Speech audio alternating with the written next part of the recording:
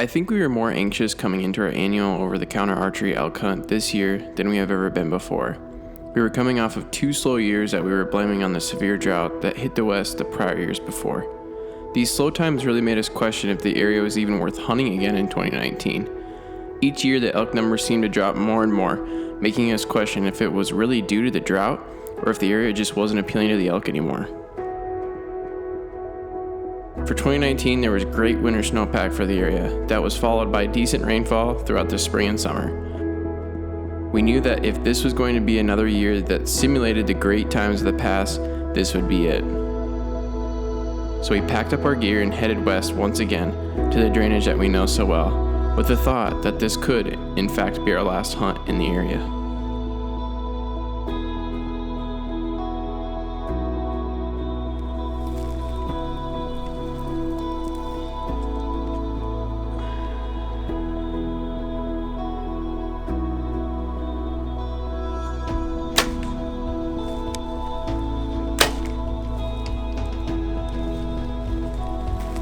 Good enough.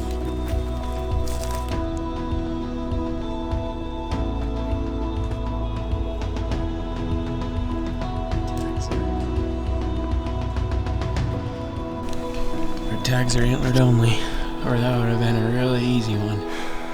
Mule deer are kind of dumb. On the first morning, our plan was to get a vantage point over the main drainage that we've hunted over the years.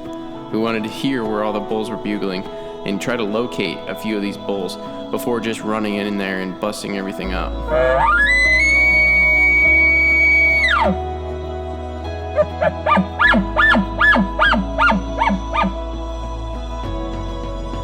After only hearing a few bugles, we decided to work higher up the mountain to see if there was any other sign in the area. Well, we saw those bulls. I think they were bulls sparring on that other side. It's kind of the same area that they were at last year, but they are a long ways away.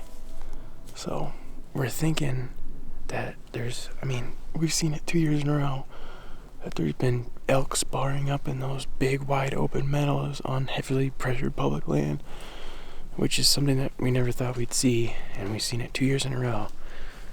There's more meadows above us. There's got to be elk up here, but there's no sign where we're at right now. So we're just going to keep moving, and hopefully we get into some sign.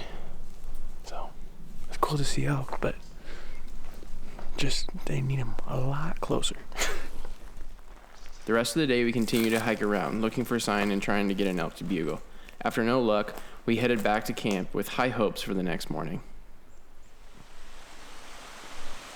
That next morning, we planned on heading to a hill that we had so much good history with, and we were hopeful to find some good action.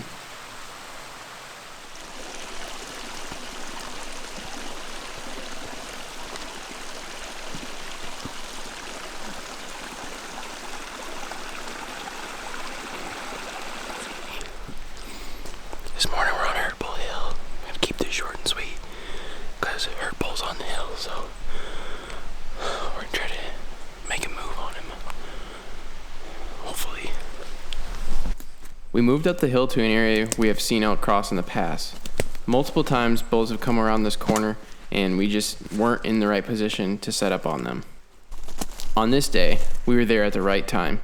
The plan seemed to be perfect. We had the wind right where we needed, elk on the face of the hill, and knew from past experience that the elk were going to wrap around and give somebody an opportunity for a shot. At this point in the video, the bull was roughly 100 yards away. He bugled a few times off camera, and we thought that any minute we would see an elk. We continued to sit in silence because we knew from the previous years, if we bugled, the bull would just push his cows away. So we just sat there, expecting the elk to wrap around the hill. As most hunting experiences go, the plan did not work as expected. The bull did the unthinkable and took his cows down the creek to bed and for water. So dumbfounded, we headed up the mountain and just started bugling. Okay, so here's what's happening.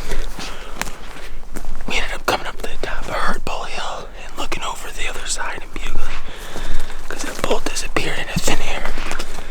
And so I finally just started getting aggressive and bugling a lot, and he's just firing back up.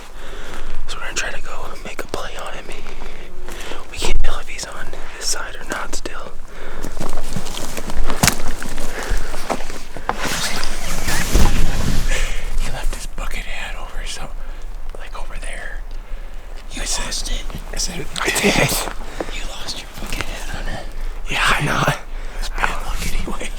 I'm like redneck deer hunter to skater boy, so I'm having an identity crisis. Let's go kill him. We gotta kill him. Let's go. Do I bugle back? Bugle back at once.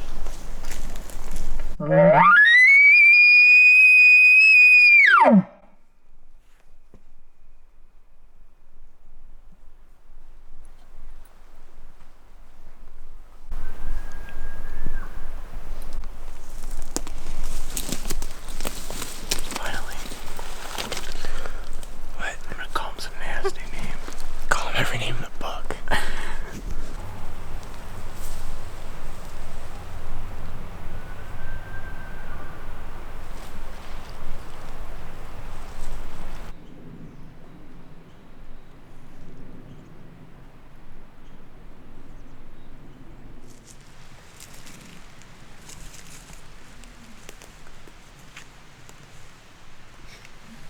Well, guys, it's like 12:30 now.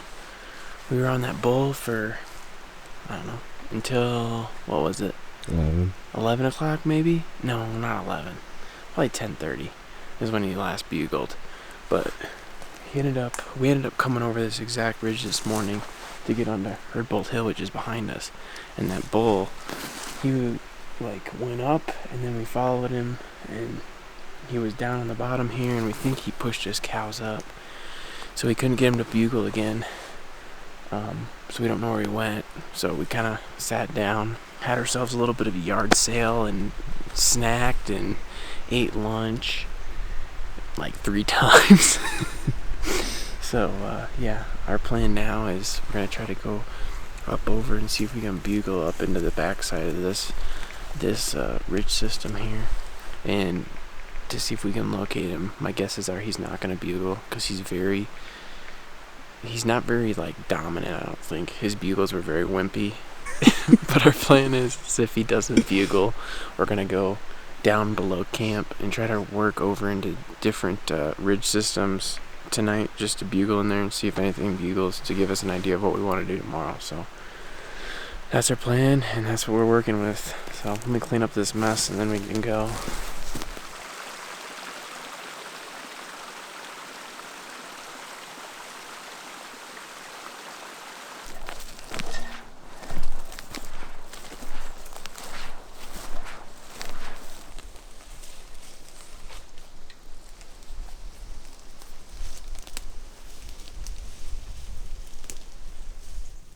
After walking the rest of the afternoon without finding much or if any sign, or even hearing an elk, we decided to start working our way back to camp while bugling and trying to locate elk for the next morning.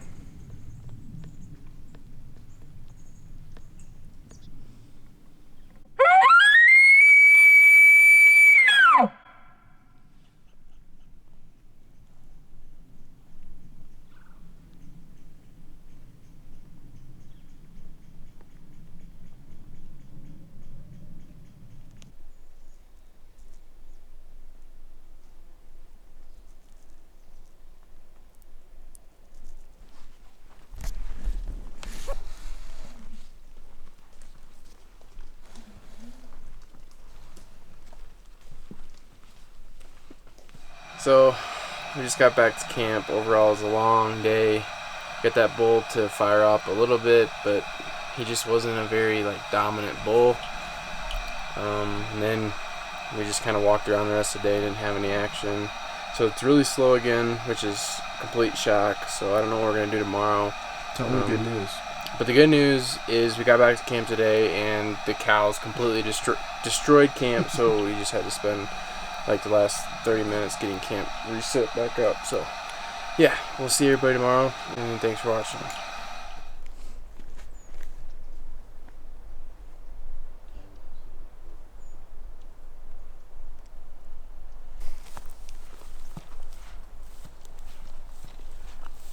We don't have any elk, but I just spotted a grouse, so let's go put the stock on.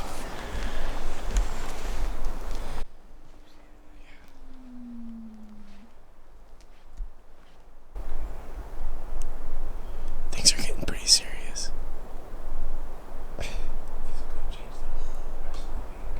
The hell of a broadhead for a grouse.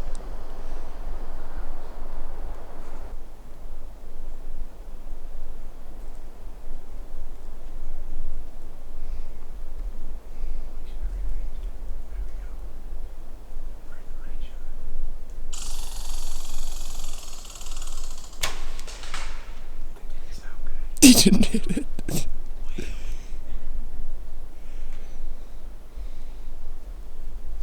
I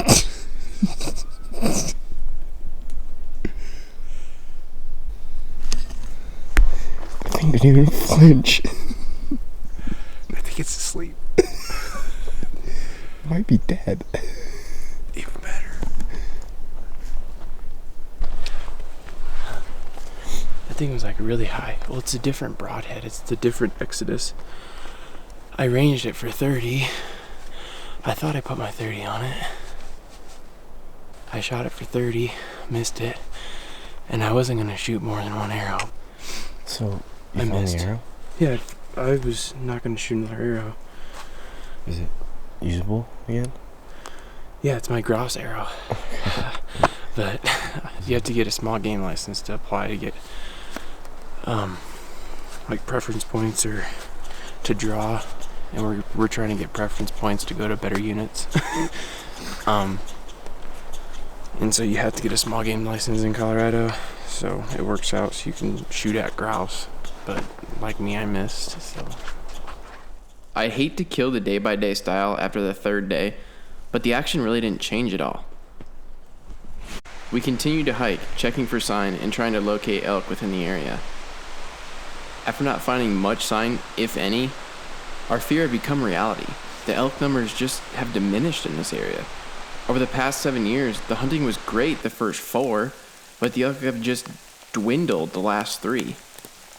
We thought that this was due to the recent droughts, but after a fairly normal precipitation in 2019, our thoughts were proven to be incorrect, and we didn't know what else was a factor. With 2 antlered mule deer tags in our pocket, we decided to try to head to higher elevations to try to see if we could either find an elk or run into some mule deer. After finding a few meadows, we decided to sit a couple of them. We sat there and we were able to see a few family groups of does.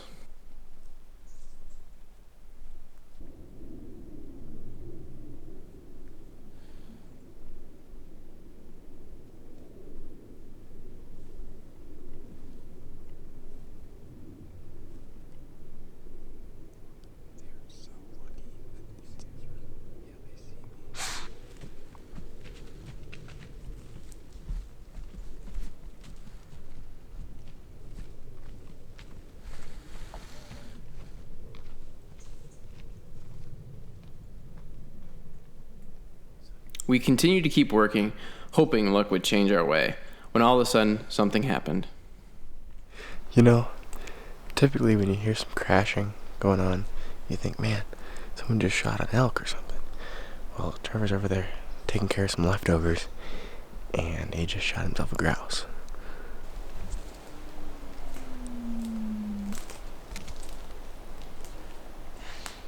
Looks like he killed a pterodactyl.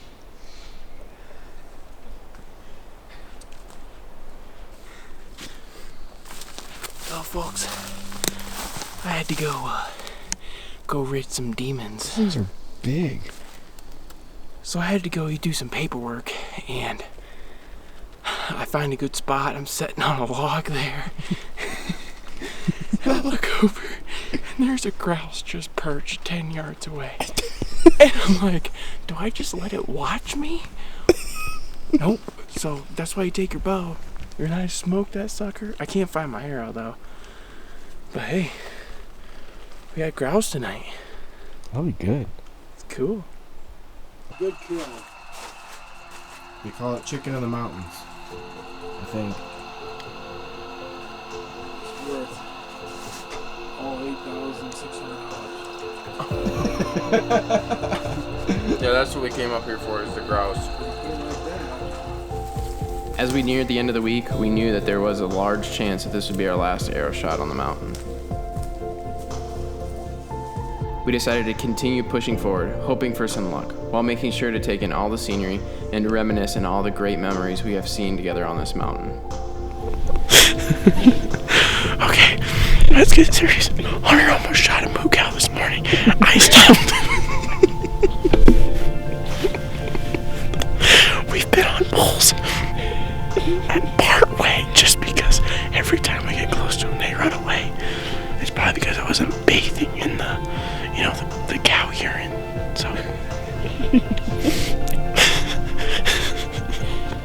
Other than that, I don't know anything else. That's the assist. We're gonna call it Trevor's Bowl and my assist. Alright. Look at that thing. Trevor gets Our first 6x6, he's always shot 5x5s.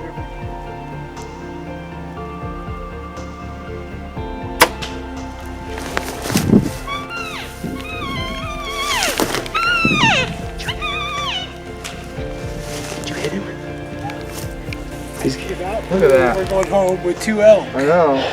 What a trip. We were so bummed. You had a perfect shot. Huh? Well, We got him. We found closing. What did I say? Last night, hard hunt. The best boys and best wife in the world. We got it done.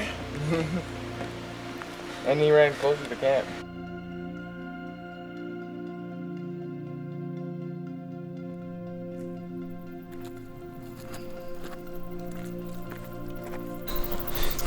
Shh, it's our secret spot. Yeah, It has no elk. Well, we're walking off the mountain. The packers are up to get our stuff. And we made the long hunt out of here.